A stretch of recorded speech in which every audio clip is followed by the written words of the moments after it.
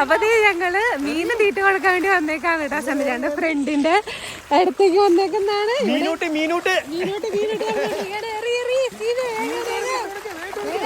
ആൾക്കാർ വെയിറ്റ് ചെയ്യണേ, ആരും വിഷമിപ്പിക്കരുത് എല്ലാവർക്കും. നമുക്ക് ആശ അടിക്കുമോ? ഓൾറെഡി കൊടുത്തിട്ടുണ്ട്. എന്നാലും ഇച്ചിരി കൊടുത്തേക്ക് മതിയായിരുന്നു. അവരൊക്കെ പോയി. ഓ ഇവര് വരില്ല, എല്ലാവർക്കും വയ്യാണ്ടായി.